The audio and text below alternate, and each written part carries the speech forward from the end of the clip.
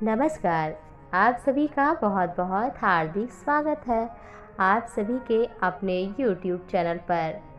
आइए जानते हैं सोमवती अमावस्या जो कि 30 मई को पड़ रही है, इसके महत्व के बारे में। इस दिन वट सावित्री भी है, शनि जयंती भी है और सोमवती अमावस्या भी है। तो इस दिन काल सर्पदोष, पितृ सर्पदोष, अल्पायु दोष के निवारण के लिए शनि यम भगवान शंकर, माता पार्वती की पूजा, इस दिन स्नान दान का पितरों के तर्पण के लिए, उनकी शांति के लिए, आत्मा के लिए बहुत ही शुभ माना गया है। सोमवार को अमावस्या पड़ रही है, इसलिए ये बहुत ही खास है। इस दिन पूजा भगवान शिव, माता पार्वती की करेंगे तो निसंतान दंपति को संतान तथा वैवाहिक जीवन खुशियों से भर जाता है। धार्मिक मान्यता है सोमवती अमावस्या के दिन गंगा में स्नान करने से अक्षय फल की प्राप्ति होती है। गंगा जल अगर आपके घर में हो तो उसी को जल में डालकर स्नान करें तो भी वही फल प्राप्त होगा। इस दिन गाय को गुड़, रोटी, कुत्तों को, पक्षियों को इत्यादि को अगर आप दाना पानी देते हैं तो बहुत ही शुभ होगा। ये आपको यज्ञ के समान फल देगा। पौराणिक मान्यता है सोमवती अमावस्या के दिन गंगा नदी में स्नान करने से मनुष्य के जीवन में सुख समृद्धि मिलती है। तो आप ऐसा भी कर सकते हैं जो आपको हमने गंगा जल का उपाय बताया। और इस दिन पीपल के पेड़ में पितरों का वास होता है। इस दिन पीपल के पेड़ में जल में दूध और काले तिल मिलाकर चढ़ाने से 108 बार परिक्रमा कर लेंगे तो पितृदोष से भी आपको मुक्ति मिल जाएगी।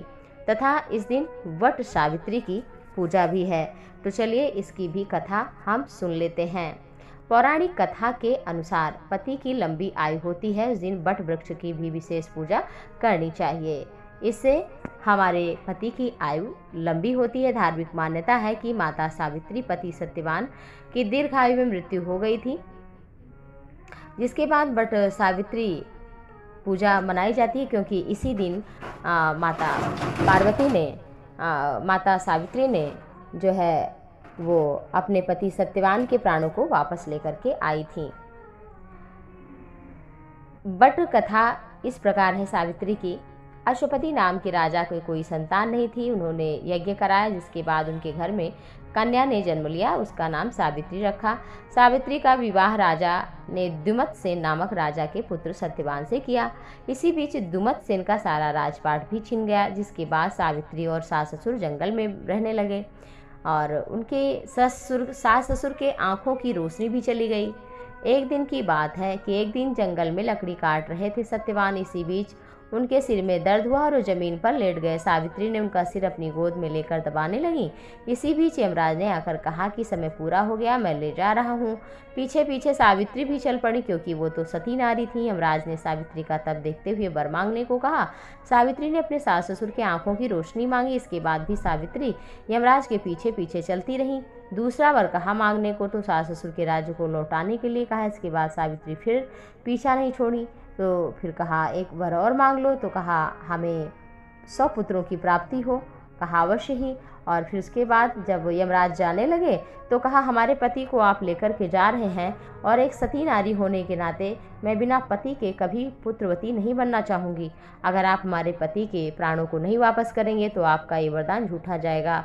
तो सावित्री माता अपने पति सत्यवान के प्राणों को वापस लेकर के लौटी और उसी वट वृक्ष के नीचे वो विराजमान था उनका शव, और तभी से वट वृक्ष की विशेष पूजा अर्चना की जाने लगी।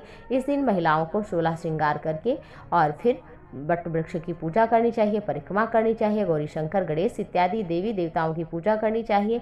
पूजा के पश्चात अपने सास ससुर, अपने पति के चरण को जरूर छुएं। इस दिन किसी को बुरी बात ना कहें, सबका सम्मान हमेशा करना चाहिए। इस दिन विशेष और करें और इस दिन अपने पति को प्रसन्न करें, इससे आपको कृपा जरूर मिलेगी। तो आप सभी के दाम्पत्य जीवन में खुशियाँ रहें, प्रेम वृद्धि हो, संतान वृद्धि हो, सुख वृद्धि हो, इसी शुभकामना के साथ जय श्री हरि।